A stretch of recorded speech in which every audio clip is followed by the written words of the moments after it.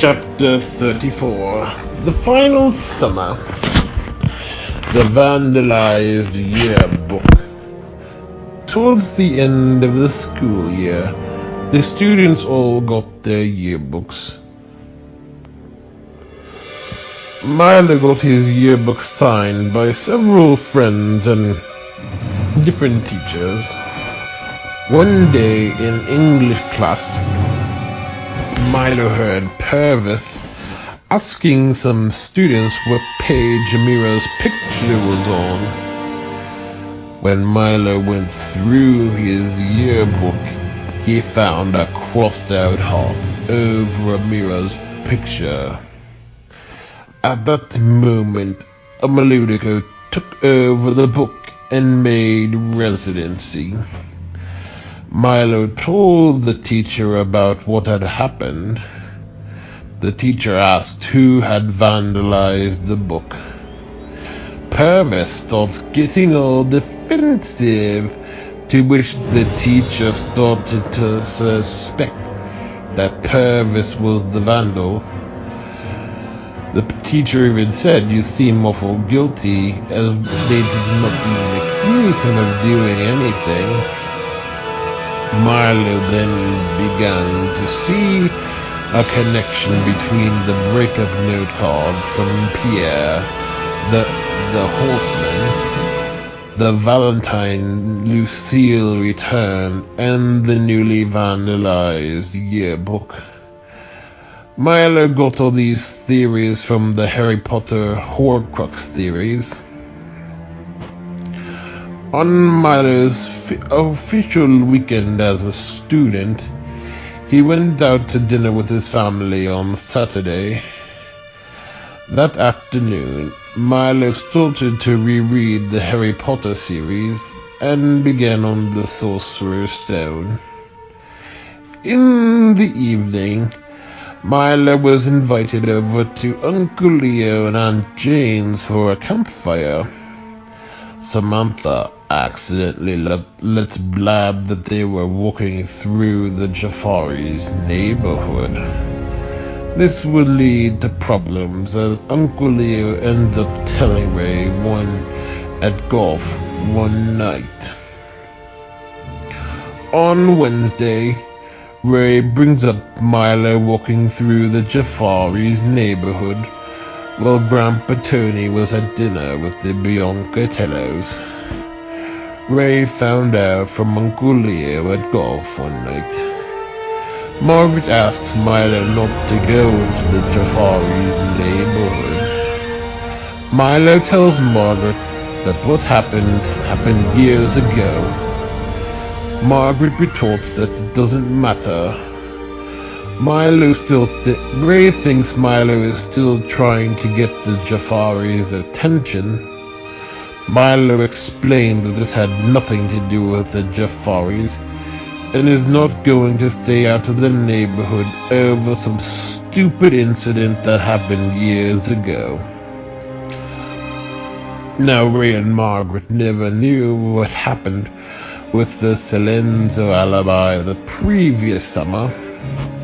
Still, Milo suspected that this had something to do with what happened to Amira over Valentine's Day. Milo clearly knew that this was a whole different scenario, and there was no way this could even be interpreted as similar to what happened with the Jafaris.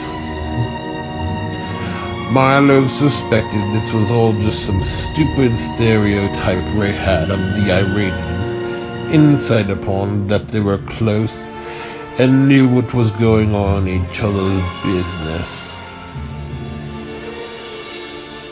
On the last day of official classes, Milo and his friend Christine were looking at yearbook pictures from the yearbook. Milo had known Christine since the summer after 6th grade, when he was in the summer camp ran by Liliana. Christina had known Amira from chorus class, and her younger sister knew Parisa. When looking through the yearbook, Christine refers to Olga as Ursula. Olga was the girl who sat at Amira's lunch table at the very beginning of the semester and had all kinds of piercings. Bilius's fight. One evening, Bilius saw enough of the intrusions the charge had been suffering and went on a quest to find Sitamak and make him stop his reign of tyranny. After some searching, in an alleyway of Ciderpond, Bilius found Sitamak loitering around a nursing home. Bilius grabbed Sitamak and threw him against the wall. Bilius told Sitamak that he knew what he was up to. Sitamak tried to play all innocent, and Bilius told him that he was raising up an army of nannies to smother the... Sitamak tried to play all innocent, and Bilius accused Sitamak of trying to raise up an army of nannies to smother the charge. Sitamak retorted that it was not his fault the charge was such a fool and needed to be restrained for his own good. At this, Bilius punched Sitamak in the face and continued to beat him up. A few days later, Melendel called Bilius in for a talk. Melendel knew that Bilius beat up Sitamak. Melendel confronts Bilius about this and Bilius explains that Sitamak deserved what he got. Bilius then explains that he is sick of the charge being under this stupid sentence and the people who are encouraging this atrocity. Bilius explained the sentence is getting more powerful the more people who go along with this, and it is not fair that the charge has to be treated as a fool by those close. Bilius explains that he knew the charge would be going through hardship, but this indignity was intolerable. Melendel explains that Sitamak is only doing this because the charge already knows more than they do what they would like him to know. Melendel explains how people are in denial of a threat, and it is a comfortable illusion to believe in some official story, and easier to treat the one not accepting the official story as an imbecile. Return to Londinium. The kobolds' term in Lionelum came to an end, and they had been slightly disappointed, as the project had not been completed. When the time came to head back, the kobolds looked at the glorious columns and remembered when they had so much anticipation of rebuilding that beautiful bridge. The Atlanteans held the departure ceremony to thank the kobolds for all their efforts and services they had done for Atlantis. When the kobolds departed, they had this uneasy feeling that they would not be returning back for a long time. Now the kobolds knew this would be their last mission to Egleftios, but felt utterly defeated with not completing the bridge rebuilding. The next plan for the kobolds was to return to Pedmotus and work in both Lionelum and Londinium, continuing their alliance efforts. When the kobolds returned to Londinium, they were greeted with cheers and clapping.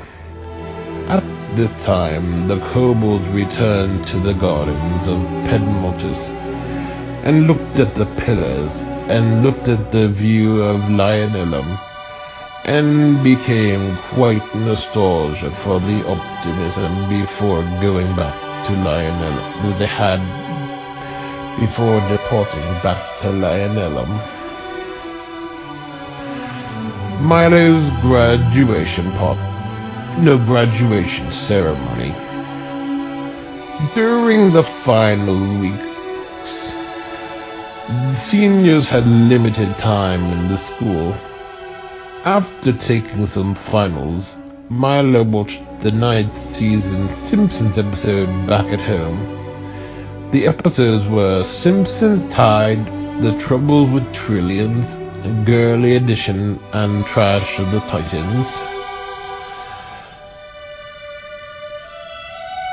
That weekend, before graduation, Milo had some tickets for a baseball game he was never able to use.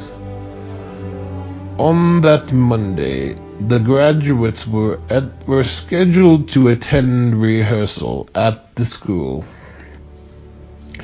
This was rehearsal for the baccalaureate.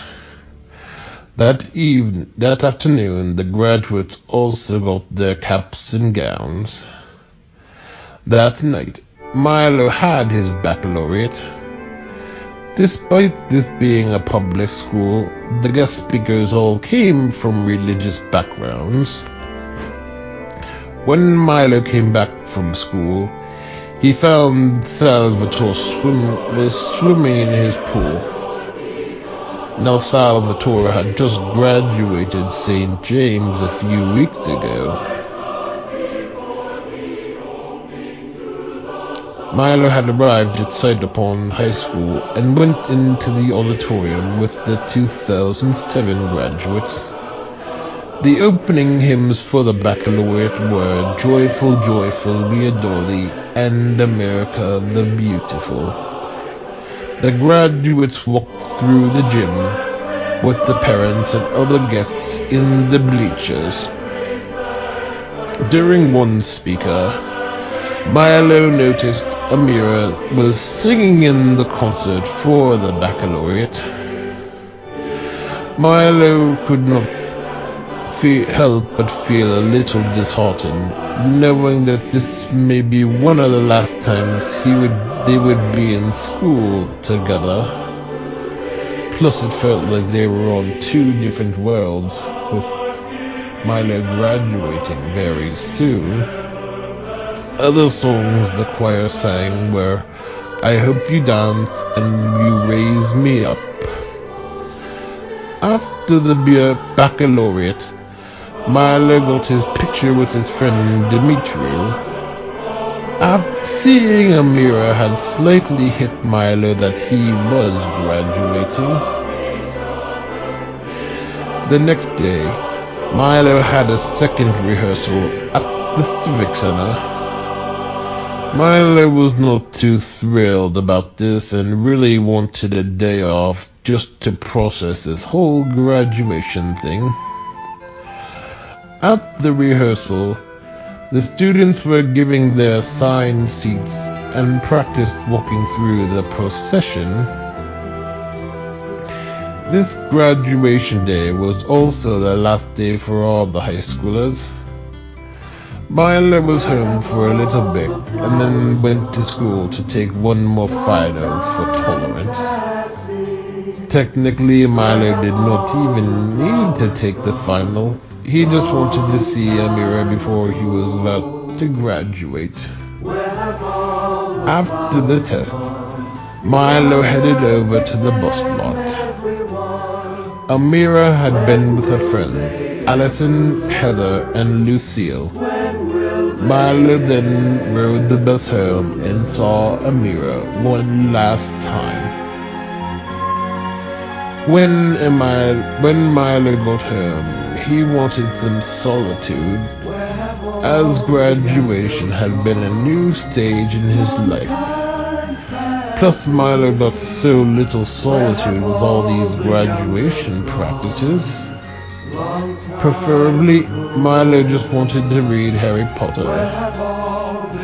By this time, he was on The Prisoner of Azkaban. While reading, Salvatore showed up to swim, which was a bit of an annoyance for Milo. As it was, Milo did not want to be entertaining guests before making a huge step in his life.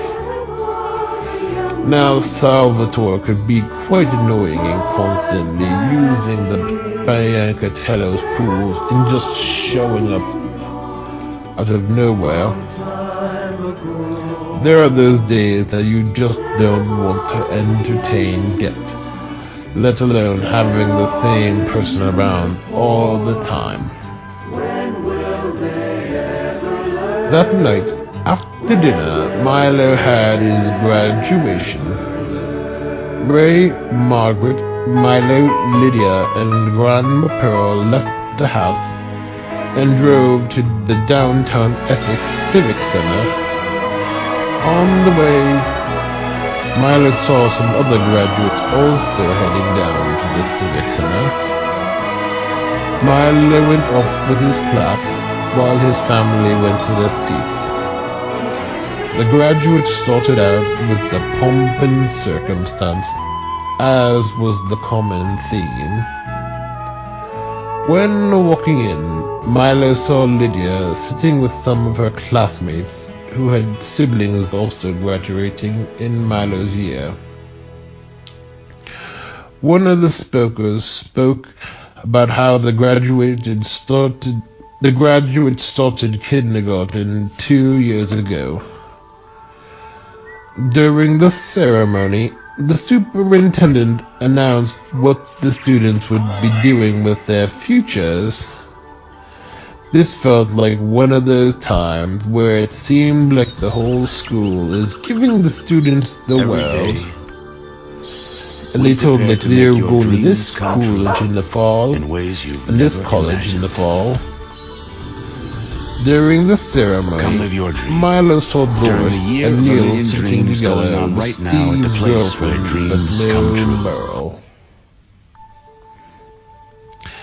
After the ceremony, Milo came across fellow charge Angela Costa to congratulate her. Before leaving, Milo and his family got the picture taken, and then they went to dessert at Perkins.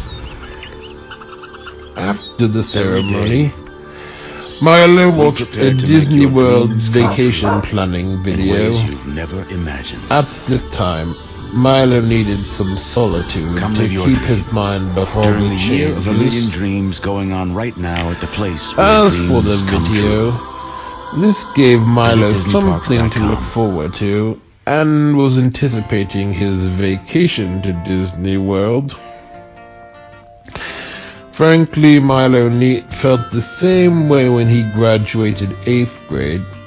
Milo remembered how such a strange change feels like a complete loss of identity. And frolicked in the autumn mist in a land called Pandora and Yuriyama's vision. Little Jackie Paper. Kashmir had been disheartened by not being able to get the charges together.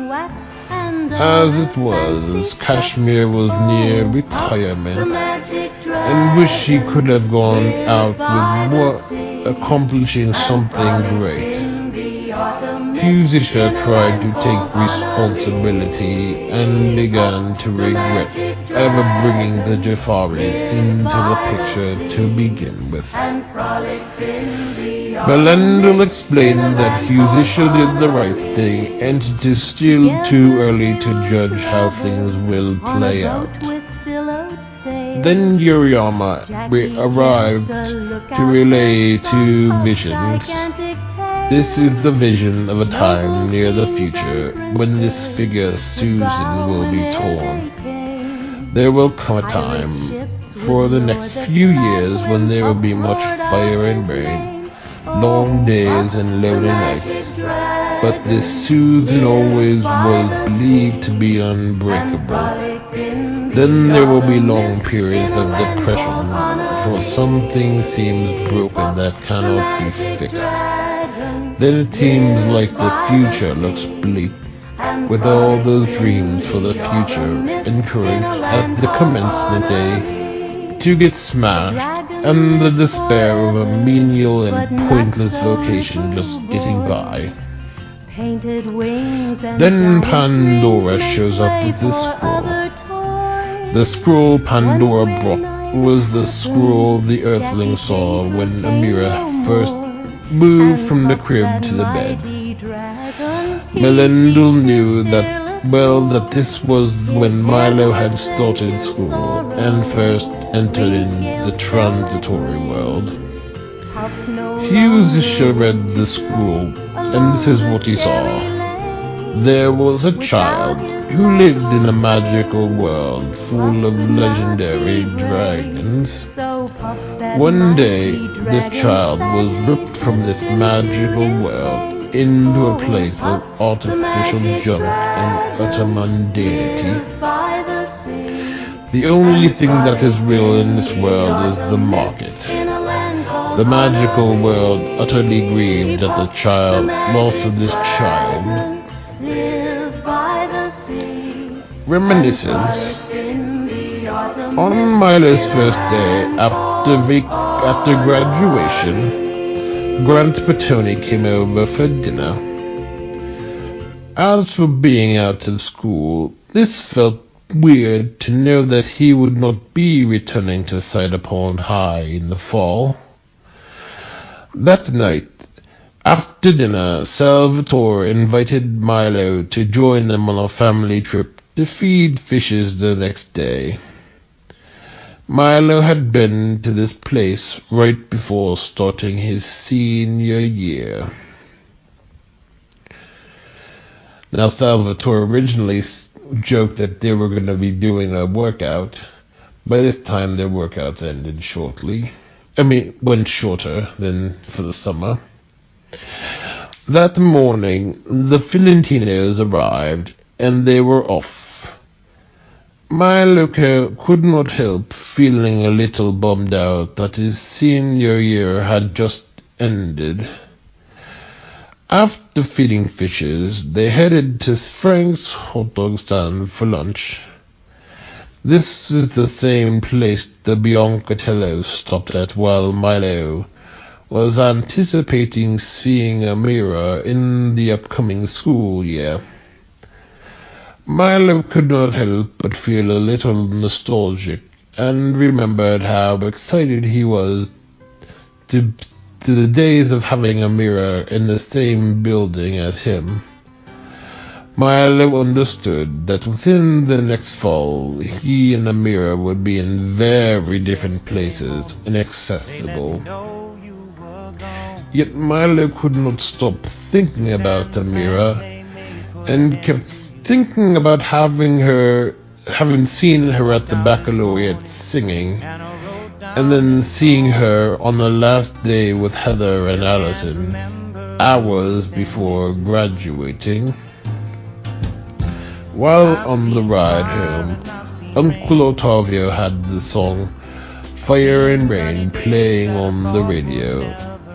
This had been the song in Amira's oldies concert from March. Milo asked Aunt Michelle about this song, and he wanted to know who sang it and what it was called. Milo only recognized the segment, "Would you look down upon me, Jesus?" When Milo got home, he downloaded the songs Turn, Turn, Turn, Fire and Rain, along with these new songs Where Have All the Flowers Gone and Puff the Magic Dragon.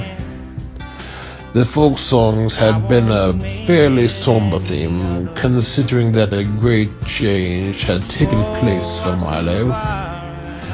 At this point, it was definitely a good thing that Milo had not started in Maltech in June. When Ray got home from golfing, he told Milo he heard the hospital food delivery was hiring. Now Milo had no interest in working in a hospital, as he never liked these facilities, and had no interest in working in such a depressing place. This prospect Milo feared to be nothing but a time of endless loss at the hands of unsuccessful battles against powers of malevolence. This is the apparent grim future of nothing but carnage, with no point or end. Then Milo feared the loss of his inner child, of abandonment to the point of fear. This inner child soon becomes suppressed when the dangers of the world will become overemphasized and create the stupid need for preservation and safety at the expense of joy and wonder.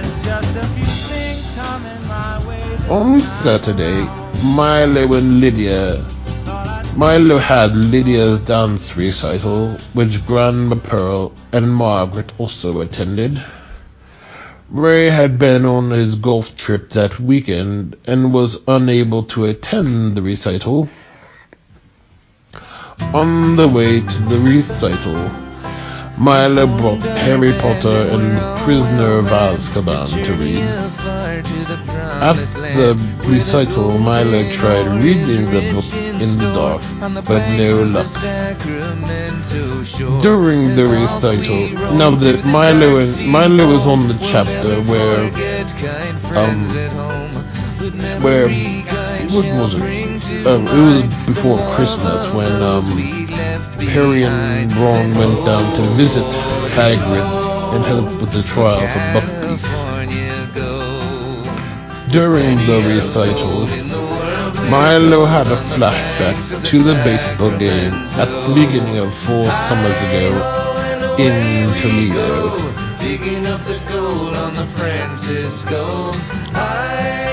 Emily was also in the recital.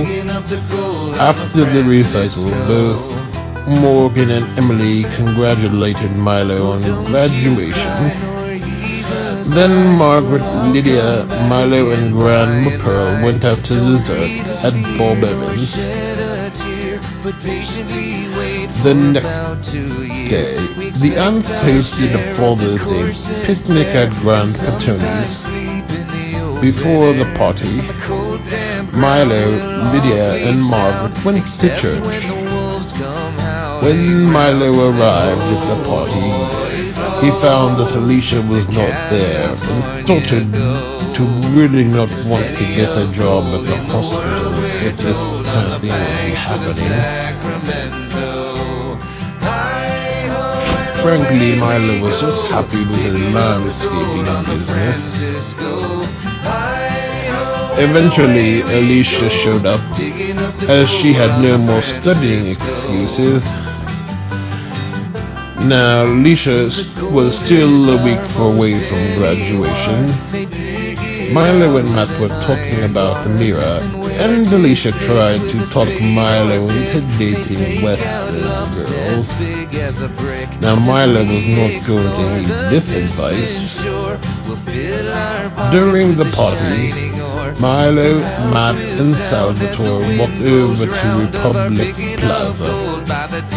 Milo remembered dreaming about this plaza before Valentine's Day attacks, and wanted to try and find if any of the stores had something special, maybe amulets to repel demons or expose the lies. Milo knew there was something there he needed to see, but could not figure out what. One weekend later, Milo and Salvatore repainted the skyfort. This had been the same skyfort that Amira, Roshana, and Parisa played on years ago when the Powers lived next door. No one had used that skyfort too often, as Milo and Lydia had outgrown this thing long years ago. By this time, Milo had gotten to reading Harry Potter and the Goblet of Fire. That evening, Salvatore made a surprise visit to pick up his phone. Salvatore looked over Milo's shoulder and found him looking at her on a politically incorrect website about anthropology.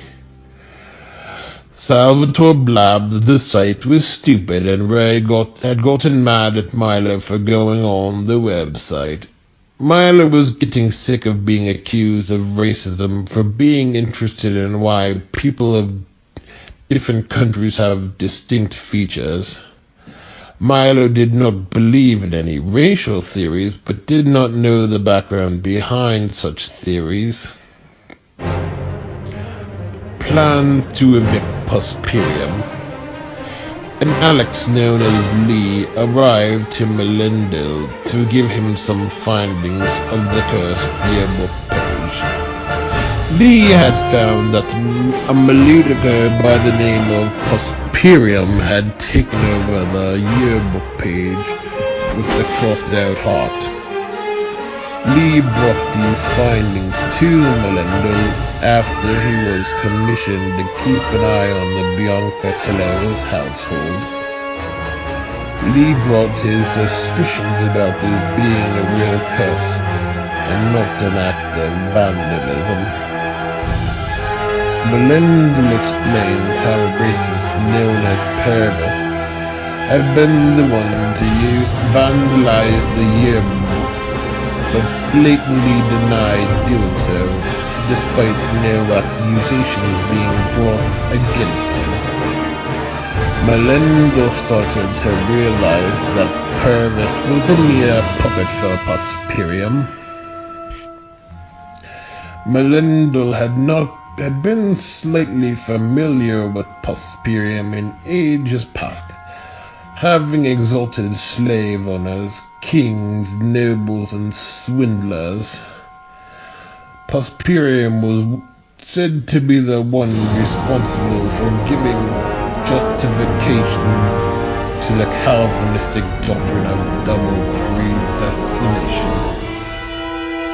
In modern days, Prosperium had been known to act as a conscience for unethical business practices, monopolies, and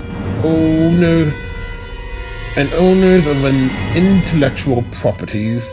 In fact, Prosperium was believed to be the one to come up with the justification, my house, my rules. After this, Melendil summoned Gregory for some assistance. Soon enough, Gregory arrived and began to see what he suspected of Prosperium. Gregory explained that Prosperium believed in a strict hierarchy and saw jinns as superior to humans. According to Prosperium, people should know their place and the superiors should rule, while the inferiors should submit. Gregory then explains how Prosperium had gained a following with Purvis the racist, Temperance the fundamentalist, and Diggins the substitute. These three debtors have beliefs of being superior due to their own efforts or abilities. Melendil then did some investigations on the yearbook with Gregory, Kashmir, and Alexander. After some investigations, Gregory made the grim assessment that Prosperium had binding authority over the Bianca Teller's household, and he is the sole owner of the book, as this was the fruit of his effort. Kashmir protests that Ray and Margaret Bianca Tellers are the rightful owners of the house, as their name is on the deed. Gregory explains that they are the rightful owners, but Prosperium is still an owner and has the right to run the house as he sees fit. Melinda then chimes in that no one really owns anything, and it is only a legal necessity on Earth's realm. Eventually, Margaret, the magician from the 8th Anagrammatron Order, shows up with a solution. Margaret explains that the source of the monster's ownership rests on that cursed page with his mark. Margaret then grimly explains that the only way Prosperium's authority can be destroyed is if the page is banned. Melinda gives Alexander the task to make sure the charge disposes of this cursed page. The graduation party. One Monday, Ray took Milo and Lydia to see the movie Wild Hogs. A girlfriend from the Glenn family, who was Ray's friend, suggested the movie and explained that it had been quite hilarious. Being at the theater at this time, Milo remembered 4 summers ago when Ray took him and Lydia to see the movie Holes. Now Milo ended up enjoying this movie, especially the part where the Dofrego's bar gets blown up for acting like jerks, and the Extreme Makeover Home Edition parody where those Del Fuegos get their bar back and start crying. When Milo got home, he found the movie Holes on with much irony. In early July, the Valentinos and the Biancatellos planned a combined graduation party for Milo and Salvatore. The day before the party, the Biancatellos went to the vigil mass at St. Timothy's, as they would not be able to the next day. When the Biancatellos got home, they found some tables and chairs arrived. Milo was a little annoyed, as they came at a time when Salvatore was at work. Milo was pretty agitated about having to do this all on his own, and thought that if Salvatore had just stuck with working with his landscaping, they would not run into this stupid problem. At the party, all the family attended with many friends. The Valentinos with Grandma Dora showed up, then Grandma Pearl, and surprisingly Grandpa Paul were the first otherwise, along with one of Johnny's coaches, who was a family friend of the Valentinos. Grandpa Paul did not stay too long and came to give Milo the gift and some food. Then the family all started to show up, including Grandpa Tony, Uncle Leo, Aunt Jane, Eustace, Samantha, and Sylvester, Aunt Diane, Julian, Rory, Lauren, Abigail, Uncle Mike, Aunt Jackie, Emma, Ben, and Caroline, Uncle Giorgio and Aunt Judy, and Ben, Aunt Marie, Uncle Matt, Alicia, Matt, Lily, and Aunt Adrienne. Marilyn and Ralph then came to the party, along with Roger, Denise, Seamus, and Charlie, Dave, and Violet. Milo told Marilyn how he remembered watching The Little Mermaid over at her house over and over again when he was little. Marilyn told Milo that she and Courtney were just talking about that at the time. Marilyn and Grandma Pearl crossed paths after having not met for several years. The chorus also showed up, at the party, but Kamaria nor Navid mentioned Amira. As to whether they knew about Milo and Amira remains a great mystery. Amira had not gone over to the chorus too much once she had started high school. Milo told the chorus about his new taste in cooking Middle Eastern food, but how he was not particularly good at it, and didn't know how to spice foods. Now Milo did not really know how to cook at the time. During the party, Milo saw an old man with a walker and some unfamiliar lady who looked sort of like Marky Lewis walking in. Milo was not sure who these people were until seeing Aunt Mary and Tim. Milo then put the pieces together that the old man was Uncle John and the woman was Tim's wife Marianne.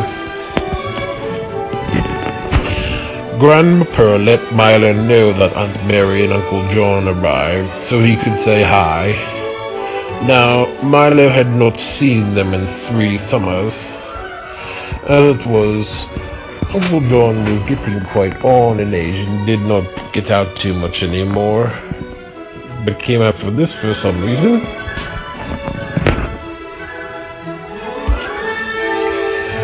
During the party, Salvatore, Matt, and Nate left the party in order to visit a video game store. While they were out, Nate gave Matt a hard time about playing this game known as StarCraft. Actually, Nate asked Matt if he was gay. Not that today we would say such things. Milo also got to talk with Nate's brother Jeremy. Jeremy told Nate all about the Middle Eastern restaurants he ate at and told him the difference between Levant, Iranian, Indian, and Arabic food. That night, Salvatore had been acting annoyed after the party. For a while, Salvatore had been constantly getting close to Milo and doing things such as rubbing his head on Milo's arm, not to mention trying to cuddle with him. That night, Salvatore tried taking things too far and was constantly making obnoxious kissing sounds and even tried to kiss Milo. Now Milo was not going to have any of that. The sea monster's power. Alexander had seen what had happened with Salvatore that night, as he was still assisting in plans to destroy the yearbook page. What Alexander recognized was that the sea monster offspring was giving Salvatore some very bad ideas. At this sight, Alexander summoned Melendel to the Biancatellas for assistance. Melendel asked Alexander if he remembered the previous winter what the sea monster said. Alexander thought back to that night and remembered how the sea monster knew that the Telosian had a plan of getting Amira out of the picture. Alexander got a bit grossed out when he remembered how the sea monster was trying to get Salvatore to take Amira's place. Melendel explained that it was not a matter of Salvatore trying to become Milo's lover. Melendel explained that what was really going on was Milo was being used as a replacement for Gianni. Melendel explains the story of how Salvatore really feels guilty about is that Gianni was preparing for a major sports competition and how suffering this injury disqualified him from the tournament. Melendel then explains that Salvatore, under Sittimer, feels the need to atone for his offenses by becoming Brother of the Year to Gianni. Yet Salvatore still has his sibling rivalries that he is now transferring over to Milo. Alexander gets pretty confused about this, but Melendel uses the example of Salvatore seeing Sidney and then sending the horsemen. Melendel explains that Salvatore never had a problem with Amira, but did not want Milo to get the girlfriend before him, and sunk so low as to go out with Sidney so he could be the first. Alexander interjects that Sidney and Salvatore were never an item.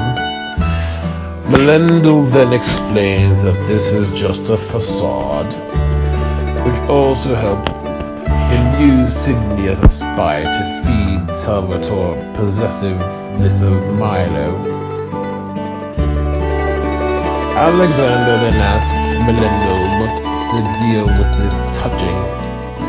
Melendel explained that this is just a taunt to make it clear that Salvatore intends on becoming a replacement for Amira. The holiday weekend. During that summer, Milo went over to Unchained's a couple times. One afternoon, Eustace showed Milo a Carmen Sandiego game for the GameCube. This game sort of reminded Milo of 8 summers ago when he played Where in Time is Carmen Sandiego, which was when he saw The Little Mermaid, when Samantha was watching it. By this time it was kind of near the anniversary. Otherwise, Milo was getting annoyed with Salvatore, as he was constantly wanting to work out in the mornings and then stay the whole bloody day. Milo wanted to have some time to do things with school friends such as pool parties. Plus, Milo just did not want to be around Salvatore when he was being so lecturing and touching him all the time.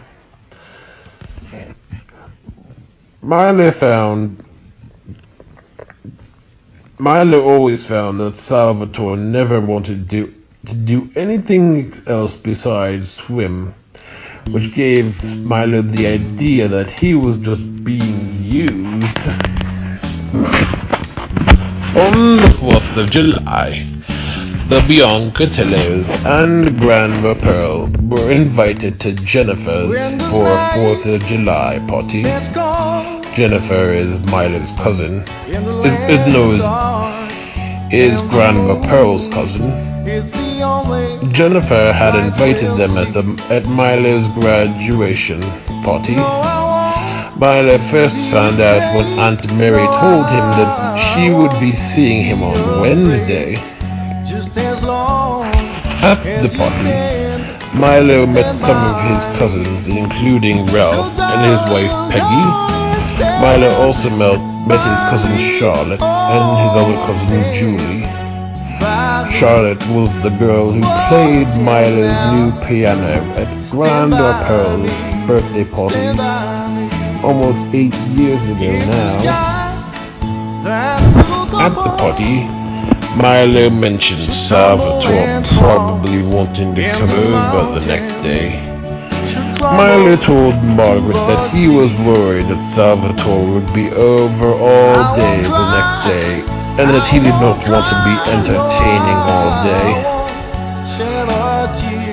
Margaret told Milo that she understands that entertaining can be quite annoying, and she does not like always having to feel like she has to entertain all day herself, especially over and over, and would probably get annoyed over and over again.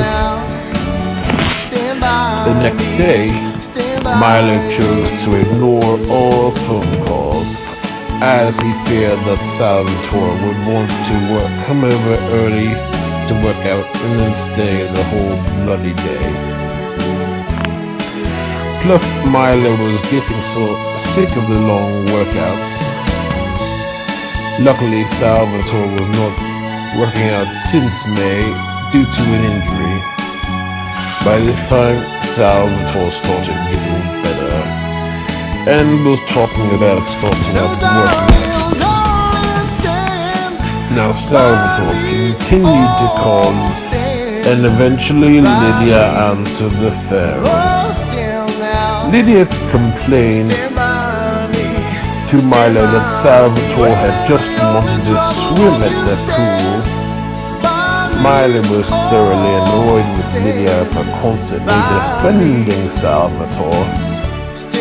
That day, Milo had some figure mermaid drawings, and Salvatore showed up while he was still working on them. Milo immediately put them away, and Salvatore started demanding that he tell him what he was doing. Milo said he was just doing some college prep papers and put them in his bedroom. Salvatore then decides to go through Milo's bedroom and finds the figure drawings. Salvatore starts telling Lydia that Milo was drawing pornography. Now Milo got pretty annoyed by this, as he was just still working on the drawings, and obviously it wasn't any of Salvatore's business to begin with. That Saturday, Alicia had her graduation party in New Seneca. The family traveled up to New Seneca for a day trip. Daniel, Ashlyn, and Melina also attended the party, as they arrived in town for a few weeks, but landed in New Seneca for some reason. At the party, Milo and Gianni were playing some volleyball in order to cheer them up.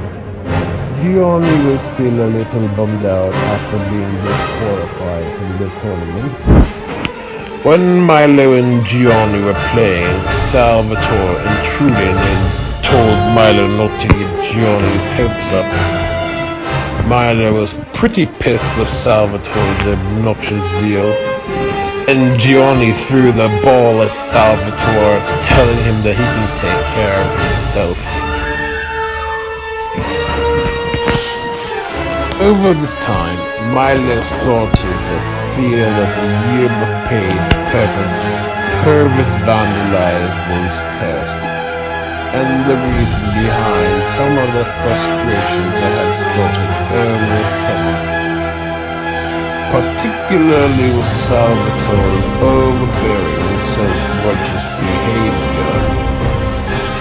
That night, when the Biancates got back from the party, Milo burned the yearbook page Purvis vandalized. What Milo did was he cut the page out with an X-Acto knife and cut out the clean page in Lydia's yearbook with Amira's picture and placed it in his own yearbook. Milo started a small fire in the downstairs fireplace and burned the desecrated yearbook picture. Asperium's residency had been utterly destroyed, and all that remained of his property in the yearbook were remains of some house framing. Asperium, with his residency being destroyed, was utterly furious. Asperium saw Milo as having shown him no respect and utterly disobeying his authority and right to protect residency. At this, Asperium vowed vengeance for some day for this. The next day, Ray, Milo, and Lydia went back to Drake Forest with Uncle Leo's family. Margaret had to do too much work that week to go, The trip had not been that much fun that year, as Salvatore bailed out last minute as he refused to take time off. Not to mention Gianni didn't really want to go either, as he was too uncomfortable to hike too. That evening, Samantha accidentally blabbed about Milo going through a walk in the woods. Ray then told Milo that he is too old to be walking through woods and could get himself into trouble. Ray compared people who walk through woods as that only rapists walk through woods. Now Milo found this annoying, as Ray still thought that it was about the Jafaris. Otherwise, Milo found the whole thing annoying, and he had every right to walk through wooded areas, and considered any political system to threaten or punish someone for walking through woods to be utterly fascist and worthy of no respect. Plus, Milo did not appreciate being associated with rapists just for walking through woods. Sylvester had also been a killjoy, as all he wanted to do was play Game Boy, and as a result was stuck in the cabin much of the time. Now Sylvester was a bit spoiled. Uncle Leo and Aunt Jane had to leave early on Tuesday morning, so Ray took Eustace, Samantha, and Sylvester back. Ray then took the kids to a restaurant in the country they visited with Grand Petone and Grandma Rosa, when Milo was only 4. Milo did not remember the restaurant. This was a standard, Amish-style restaurant, with all kinds of country memorabilia, and served lots of plain meat and potato style dishes, like the Sunday rolls, and nothing very special. The last feast of the guests. Back in London, the time had come for the feast of the guests to be celebrated again. The feast was again to be celebrated back in the gardens of Pedmontis. Erondin started getting quite nostalgic about the first of the guests in the gardens when the great phoenix appeared to them before their admission to Atlantica. Zadok started recounting the days of how the great phoenix gave them these sparkles to use when they slept, and how they were so anxious about their mission to Atlantis. As he looked at future home, the Lord had no clue. Before the feast was completed, he was arrived to give more than this year, a child who the earth gave birth to so many years ago was the great phoenix. The kobolds had suspected so, considering the Elfus and the Phoenix's timings in the past.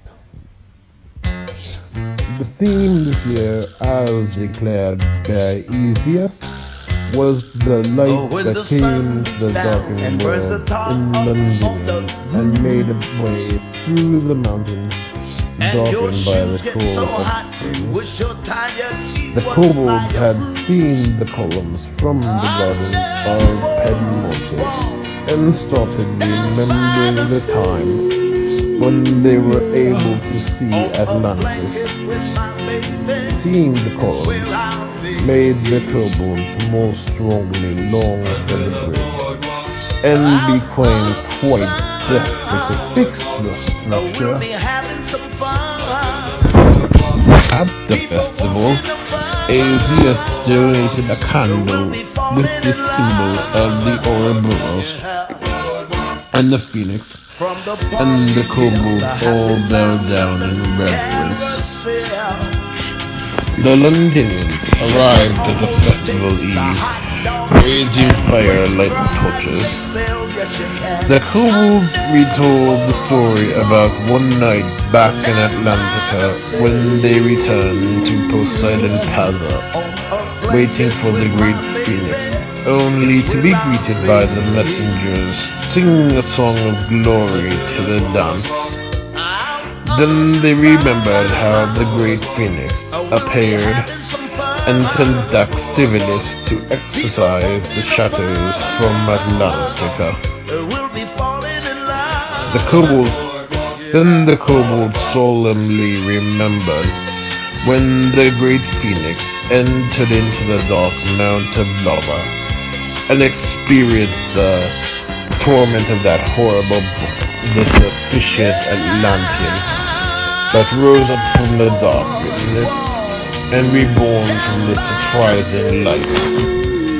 Then the celebrants all danced like they had at Lionella when the Atlantean temple was revealed. Asias then proclaimed that the day would come when the day of rock darkness, the great phoenix would return to those waiting, but exposed to a great golden light, completely surprising.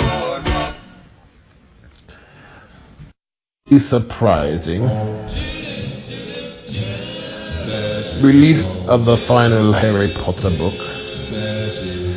Milo had developed a taste for 50s music.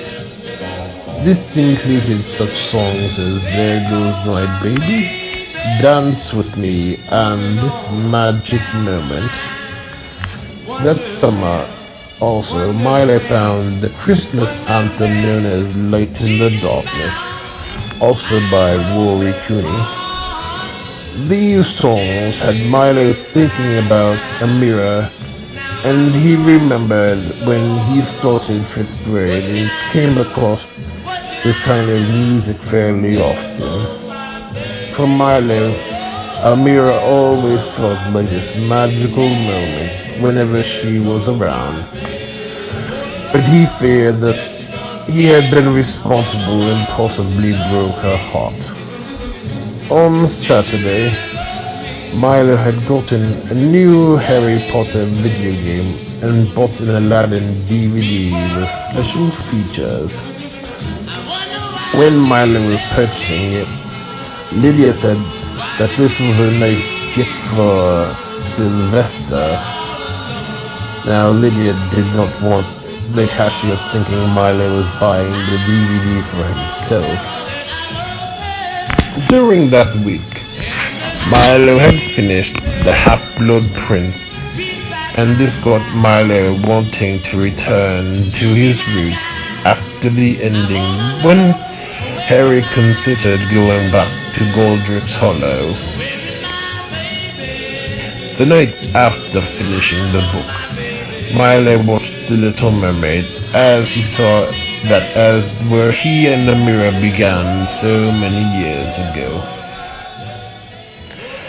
The next day, Milo and his family went to see Harry Potter and the Order of the Phoenix. A few days after the movie had hit theaters, Milo had seen the movie a few days earlier. No, Lydia had seen the movie a few days earlier with her friend Natalie. Lydia had obviously wanted to see this movie again. This movie reminded Milo of the summer after 8th grade, when the Order of the Phoenix book first came out. Milo remembered how he was so bummed out when Sirius died, and seeing it on screen was no more pleasant. However, Milo did get quite hysterical during the scene when Fred and George drop out and knock over Umbridge's decrees all over the walls, all breaking into many pieces, and Umbridge's face when all this happened of quite fear. If there is any Harry Potter character Milo hated, it was definitely Dolores Umbridge. But then again, Milo was hoping that Snape would turn out to be a Death Eater in the upcoming books, as he was quite the rule stick-minded as a teacher. That Tuesday, Milo cooked some Middle Eastern dishes, which did not turn out so great. At this time, Milo had very limited experience in cooking. On Wednesday, Milo went over to Aunt Diane's with Lydia and Samantha, as Danielle, Ashlyn and Melina were visiting. Aunt Diane had not been around as she was at a meeting with Whelan. Danielle and the girls were going to be heading back home that evening. They were heading back to New Seneca and then catch their plane the next day. Milo told Danielle all about trying to make these Middle Eastern foods, which had not turned out so good.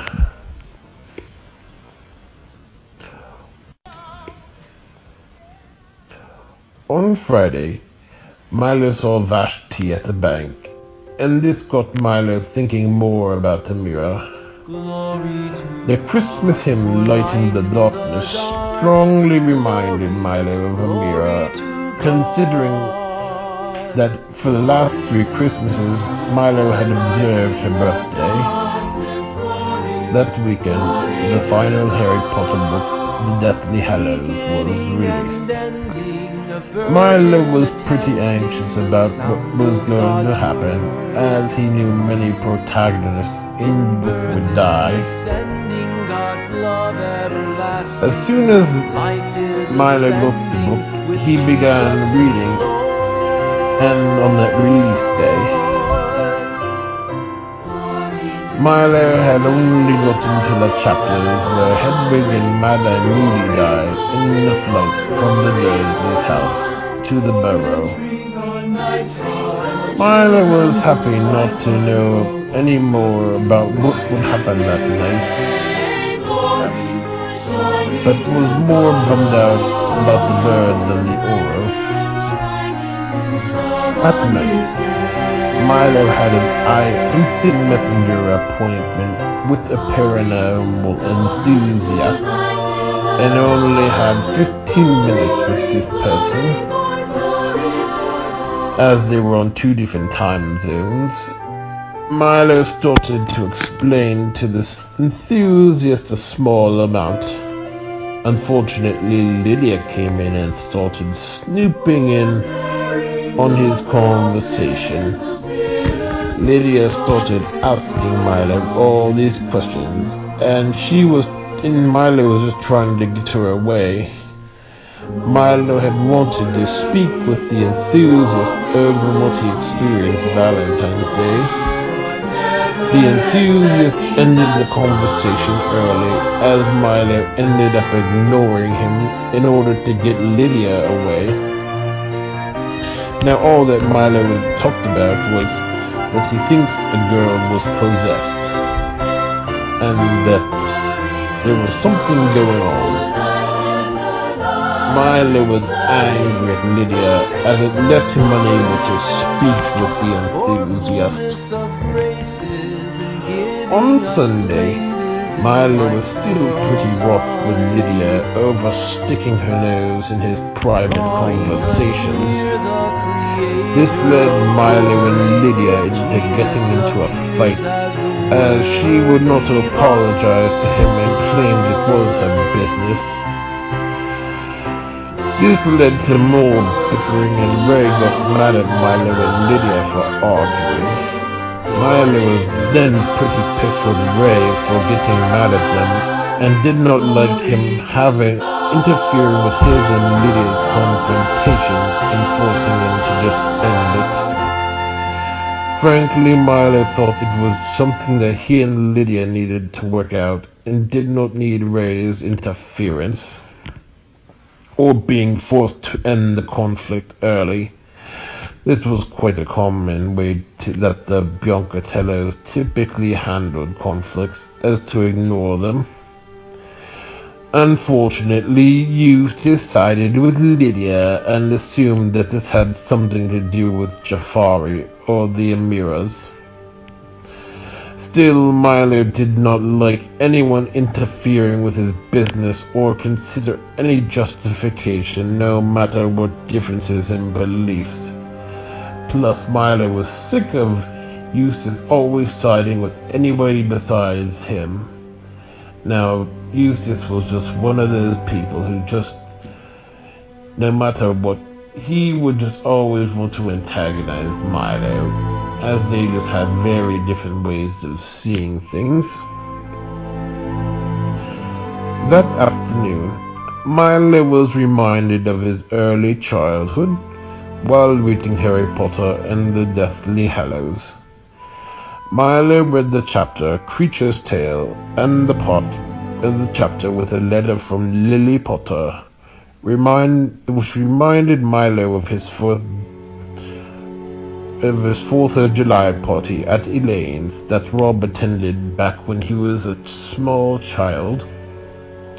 For some reason, the first chapter of the Sorcerer's Stone always reminded Milo of his early childhood that he barely remembered. That evening, Milo saw Blades of Glory with his family. On Tuesday, Milo, Salvatore, Eustace, and Lydia went to Seawood and Soaptown. The trip to Seawood got Milo thinking about the Little Mermaid, which he remembered from being 2 years old when Marilyn took him and her kids to the school picnics. This also reminded Milo of the Harry Potter's Infinity music. Milo got slightly annoyed with Salvatore as he tried to cuddle up with Milo on the Sea Dragon, and on the log flume tried to kiss him in the fall when there was a camera. For the rest of the time, Milo chose to sit in different seats away from Salvatore. Then Salvatore tried to make everyone leave early as he wanted to get back to the Biancatellos to swim. Milo did not budge for this, as he knew they could swim any time. That night, after Seawoodin, the boys all got Chinese for dinner. On that Thursday, Milo became quite bothered with all the deaths that took place in the Deathly Hallows. Milo had found out that both that Tonks had died, Fred and George, one of the two died, Lupin, let's see who else, and Snape, and then Harry was after his death. That afternoon, Milo became disturbed by the battle scenes and feared he was in a losing battle. Milo feared that the only way he could win the battle was to undergo physical death, and could possibly be stuck in a long life of loneliness. What happened was Milo got to the chapter where Harry found out that he would have to sacrifice himself. Yet Milo had not finished the book. After this section, Milo took a hike in the woods to comprehend what had been going on his whole life. Milo feared that he was helpless against what was going on with Amira, and feared that he would never get together with her in life. During this hike, it started to rain, and Milo got pretty soaked. When Milo got back, he found out that Ray had called for him, as he had been but then Lydia said that he was walking through the woods. Ray still did not want Milo walking through the woods, as he felt it was inappropriate for someone his age to do so. What had happened was Malsek had called for Milo for some contact information. The final revelation. Melendel knew that Milo had not known the final piece of the puzzle of the spring and summer of 1992. Melendel knew that Milo had been haunted by these memories for a long time, but had not put together that the summer Beauty and the Beast reached popularity was the same summer that the Cars moved in next door to the Biancatellos. Melendel knew well where Milo was headed that weekend and summoned the Amman Grammatron, Vesta, Andreas, and her to reveal this last revelation. Kashmir had insisted for a long time that Milo needed to remember his roots in order to withstand the onslaughts of these monstrous Rakshasans. Melendel agreed, as he knew Kashmir was near retirement and knew that Milo was looking for some bleak days in the times to come. According to Kashmir, Milo needed to know that his roots with Amira went back even further, and needed to learn of their first actual meeting. I've seen a lot of girls since then. If I could meet them, I could get them, but yet I haven't met them. That's why I'm in Walt Disney World. The night before leaving, Milo had a dream about Amira and the Williamsons calling for an emergency meeting. This meeting was for the Biancatellos to meet a new baby. That dream was more based on a scene from Harry Potter when Lupin shows up to tell the people at Cher's cottage that his son was born. On that Saturday, the Biancatellos left for Disney World. The Biancatellos first dropped Ginny off at Grand Pearls. Then they went to the New Seneca to catch their flight. They stopped over at the O'Malley's and then transferred luggage from their car to Aunt Marie's. Aunt Marie dropped the Biancatellos off at the airport. At the airport, Margaret mentioned that they had one night to spend with Grant McClarence and Maple Carroll. The Biancatellos had not seen them in 6 years. Then the Biancatellos flew from New Seneca into Orlando. On the flight, Milo was listening to some 50s music, as the plane provided it. This had been a direct flight, and quite convenient. Arriving in the Orlando airport reminded Milo of the day he left Grandpa Clarence and Maple Carroll when he was 5. Then the Biancatellos headed over to the main lobby and got their luggage. Then the Biancatellos caught a bus that took them from their hotel, the Pop Century, into Disney World. On their first night, the Biancatellos ate at a Polynesian restaurant and rode on some rides at the Magic Kingdom. Then they went on a Winnie the Pooh ride, a Peter Pan ride, and some Tomorrowland attractions. Milo started thinking about having just dropped Ginny off in the morning and being dropped off by Aunt Marie just earlier that day.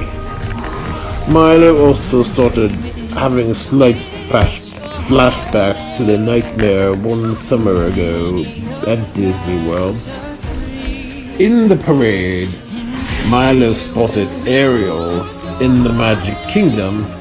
Now, the Ariel actress showed quite a lot of cleavage.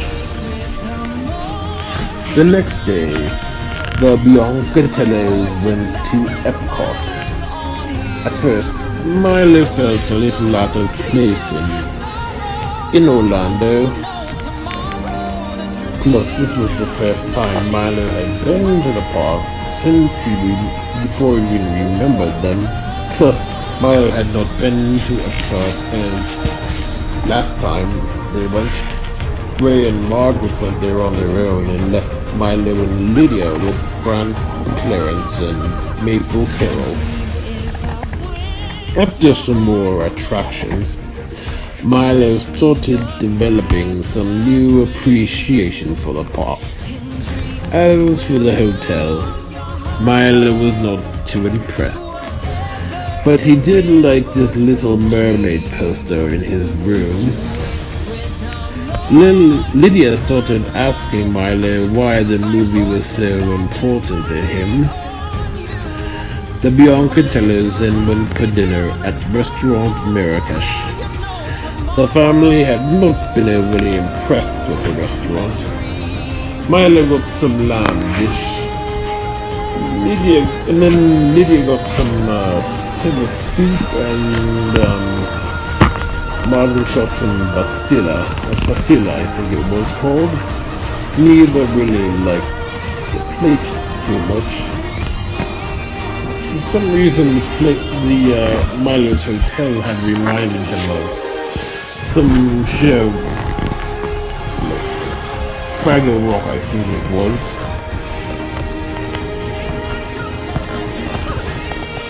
On Monday, the family went to Blizzard Beach, the Animal Kingdom in downtown Disney. At Blizzard Beach, Grandpa Clarence called many times and to get together. Now, they eventually scheduled something which would be for Thursday night. Grandpa Clarence had changed the reservations for the Hoop-de-Doo review. As to why Grandpa Clarence wanted to get together so badly had not been wholly known. For dinner, they ate dinner at the Boma Flavors of Africa. Now, no one had been too impressed with the food at the restaurant. Milo got this idea that he just did not like African food. Actually, the food was just not prepared well that night, and in fact some people had gotten sick at that night. In downtown Disney, Milo bought an Ariel ornament, while Lydia bought a Tinkerbell ornament.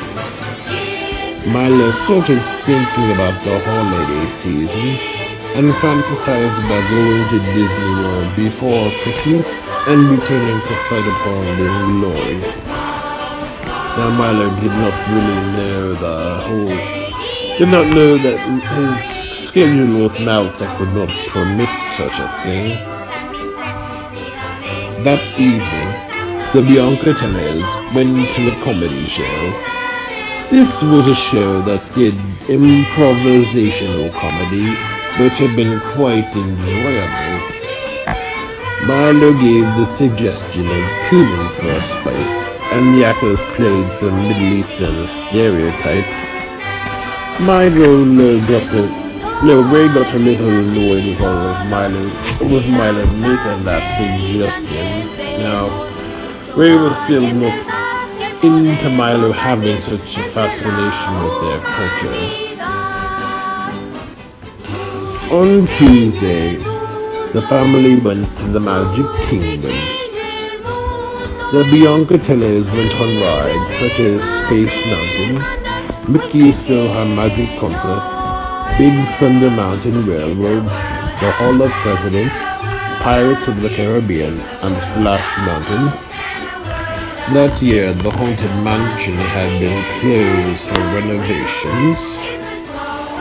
For dinner, they ate dinner at Tony's restaurant on Main Street. The restaurant had been a bit annoying, as the customers were constantly disrupted to say, "That's amore," every time some Every time there was some announcement made about some, it was pretty obnoxious. Like, shut up, we're trying to eat. That night, the family then went to Epcot World Showcase. Milo found out that they would have to have dinner with Grandpa Clarence and Maple Carol on Thursday. Milo really did not want to see them, as he knew what it was like for family to become distant and then felt resentful towards his Florida family for the Rumcorns being closer to them instead of the Biancatellos. Now all Milo said was that he really was not thrilled about having to go see Grandpa Clarence and Maple Carol, where he told Milo that he was being selfish, which Milo felt he had no obligations to see them, and on his vacation, as they never made much effort to see them when they came into Cider Pond. On Wednesday, the family went to the Animal Kingdom. They went on some safaris with both the Asia and the Africa area. This park had reminded Milo of Busch Gardens from 2 spring breaks ago and the Cleveland Aquarium from the previous summer. Another area of the park that was a replica fair resembling old-fashioned amusement park rides. This kind of reminded Milo of Elfando and SeaWorld. For dinner, the Biancatellos ate at the Rose and Crown pub. This was an English restaurant. The waiter the Biancatellos had reminded Milo of Oliver Wood from Harry Potter. Otherwise, Milo bought some pork roast, and for an appetizer some type of curry, and for his dessert course, some type of, they call the toffee pudding, which is just a cake. In England, their puddings are not exactly the same thing as they are in America. On Thursday, the Biancatellos went to Typhoon Lagoon in the morning and Disney Quest in the afternoon. Disney Quest reminded Milo a bit of Chuck E. Cheese, and this got him thinking about the previous summer when he first found out about the Little Mermaid, and his birthday when Marilyn took him, Lydia, Seamus, and Charlie to Chuck E. Cheese, which was right before he was about ready to enter the Cider Pond School District. That afternoon, Milo was not particularly looking forward to spending the evening with his Florida family, and would rather just had stayed in Disney World and possibly just picture with Ariel. That evening, Grandpa Clarence picked the Biancatellos up for dinner. Grandpa Clarence first took them to a Disney thrift store that reminded him of the Woodfire Grill. When the Biancatellos arrived, Milo found out that Grandpa Clarence found out Maple Carol and Uncle Dog were not these cold people as he feared before. Now Uncle Doug and Dana were also invited, and Dana brought her new baby Calvin along. Maple Carol made surf and turf, and this had been quite a nice evening, even if it was away from Disney World. And not to mention their house was also quite nice. On Friday, the family went to MGM. This would be the Biancatellos' last day, unfortunately. The Biancatellos went to an attraction known as Voyage of the Little Mermaid. Milo had been a bit haunted by this play, and the music in particular. For some reason, Ariel had kind of reminded Milo quite a bit of Amira. She really does love Otherwise, they visited attractions like the Tower of Terror, Rocky Roller Coaster, the Muppets 3D, and an Indiana Jones stunt show. That afternoon, Milo still wanted a picture of Ariel in the worst way. This was for his MySpace. That afternoon, Milo became a bit anxious, knowing that he would have to go back the next day. Milo was not so optimistic about the future and feared dull life. In their hotel room, Margaret and Ray had Dr. Phil on with this obsessive thief. You can talk. Now, this whole prospect of the future had utterly overwhelmed Milo. For dinner, the Bianca Tellers went to the Hoopty-Doo review. During the dinner, Milo started to fantasize about building a career where he could incorporate his love for all things Disney, which gave him some consolation, like some type of aquarium in the whole from Disney park in the Federal area. Not that this would be very feasible in this We hope you have enjoyed Voyage of the Little Mermaid. I'm very proud of you. Please gather all Then they returned back the next day. On the way to the airport, the song A Whole New World was playing on their bus. The week after returning back, Milo, Eustace, and Samantha went on another Alta Service trip. This would be Milo's last trip, as he retired from Alta serving. Actually, he got the honorable boot. Actually, he got an honorable discharge. This trip took place at Alfander Park for a second year in a row. On that weekend, Milo and Ray went to the Italian festival.